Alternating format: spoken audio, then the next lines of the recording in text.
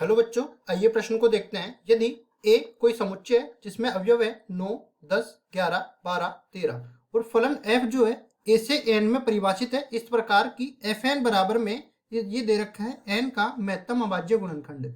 यदि f का परिसर b है तो b का मान ज्ञात कीजिए। प्रश्न को हल करने से पहले इसकी मुख्य अवधारणा के बारे में चर्चा कर लेते हैं। मुख्य अवधारणा, तो देखिए मुख्य अवधारणा में हम लोग फलन के बारे में बात करने वाले हैं, जो कि हम लोग इस तरह से देखते हैं। मान लो f जो है फलन a से b में परिभाषित है, तो यहाँ पे जो पहला वाला समुच्चय है ये तो बताता है फलन के प्रांत को, और जो दूसरा वाला समुच्चय है ये बताता है फलन के सहप्रांत को।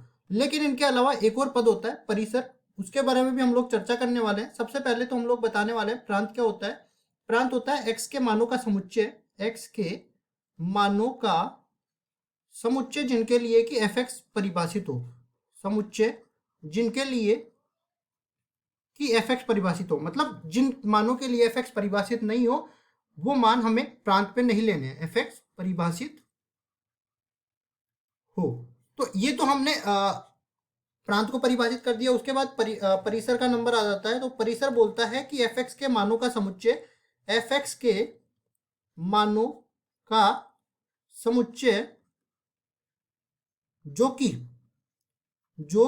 x के वे मान रखने पर प्राप्त होता है, वे मान रखने पर प्राप्त होता है जो प्रांत में मौजूद है, जो प्रांत में मौजूद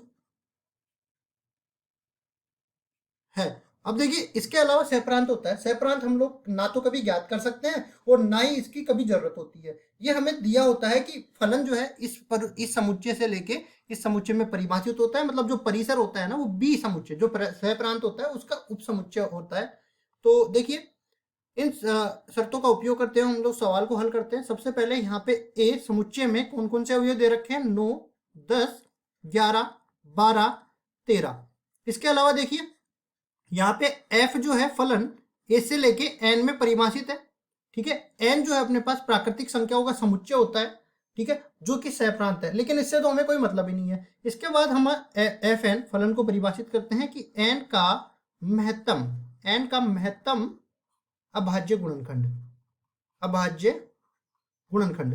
तो देखिए इसके लिए हम लोग परिसर को निकालते हैं। तो परिसर कैसे निकालेंगे, एक एक प्रांत के मान को उठाएंगे और उसके लिए fx का मान निकालेंगे। तो देखिए सबसे पहले जब मैं n बराबर 9 लेता हूं तो यहाँ पे fn का मान किसके बराबर आ जाता है। देखो fn बराबर में यहाँ सबसे पहले n के लिए अभाज्य गुणनखंड करूंगा मैं, 9 बराबर में 3 गुणा 3 इसको मैं लिख सकता हूँ, और बड़े से बड़ा अभाज्य गुणनखंड कौन सा मिल रहा है अपने को, 3 मिल रहा है, तो 3 यहाँ पे इसका उत्तर हो जाएगा। फिर हम लोग आगे बढ़ते हैं। तो n बराबर में मैं रखता हूँ 10, तो यहाँ पे आप देख सकते हो कि 10 के अभाज्य गुणनखंड करूंगा तो 2 गुणा में 5 होगा। और सबसे बड़े से बड़ा अभाज्य गुणनखंड कौन सा मिल रहा है, यहाँ पे हम लोग लिखने भी वाले हैं, ये वाला fn नहीं होगा, ये f9 होगा, लिख सकते हैं f9 होगा यहाँ पे।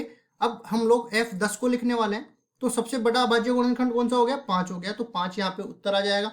फिर आगे हम लोग बढ़ते हैं। तो 10 के बाद में कौन सा है, 11 है, तो 11 के लिए हम लोग लिखते हैं, देखो n बराबर में 11 और इसके अभाज्य गुणनखंड करते हैं तो केवल 11 एक अभाज्य संख्या होती है जो 11 गुणा 1 के रूप में लिख सकते हैं, लेकिन एक अभाज्य संख्या नहीं होने के कारण इसको 11 ही लिखेंगे। यही इसका बड़े से बड़ा अभाज्य गुणनखंड है, इसलिए f11 का मान अपने पास 11 के बराबर मिल जाता है। 11 के बाद में अपने पास आ जाता है 12। तो देखिए n बराबर जब 12 लेता हूं तो इसके अभाज्य गुणनखंड करेंगे, 2 गुणा में 2 गुणा में 3 बन जाएगा। सबसे बड़े से बड़ा अभाज्य गुणनखंड 3 है, तो f12 बराबर में मिल गया 3 के बराबर। फिर अपने पास आ जाता है क्या, 12 के बाद में दे रखा है 13। तो देखिए 13 भी एक अभाज्य संख्या है जिसको 13 गुणा 1 के रूप में लिख सकते हैं, लेकिन एक अभाज्य संख्या नहीं होने के कारण इसको हम लोग 13 के रूप में लिखेंगे। यही इसका बड़े से बड़ा अभाज्य गुणनखंड कहलाएगा। तो f13 का मान 13 के बराबर मिल गया। अब देखिए इसके बाद में हमें बोला है कि b जो है इसका परिसर कहलाएगा, मतलब fn के मानों का समुच्चय जो n के मानों को रखने पर मिला है। तो कौन कौन से मान मिल रहे हैं, और एक चीज और ध्यान रखो, समुच्चय में हम लोग किसी भी संख्या को दोहराते नहीं है, मतलब अगर संख्या एक से ज्यादा बार आती है तो उसको एक ही बार शामिल करना होता है। तो देखिए 3 आ गया तो 3 इसमें डाल दिया, फिर आया 5 तो 5 इसमें डाल दिया, फिर आया 11 तो 11 इसमें डाल दिया, फिर 3 आ रहा है लेकिन 3 तो पहले ही ले लिया आपने, तो इसके बाद में 13 आ जाएगा। तो बी के मानों का समुच्चय अपने पास मिल गया 3, 5, 11, 13 और यही परिसर कहलाता है। इसके अलावा देखो हमें केवल एफ का परिसर बी लिखना था, तो बी हमने ये ज्ञात कर लिया, यही हमारा उत्तर हो जाएगा। आशा करता हूं ये सवाल आपको समझ में आया होगा। धन्यवाद।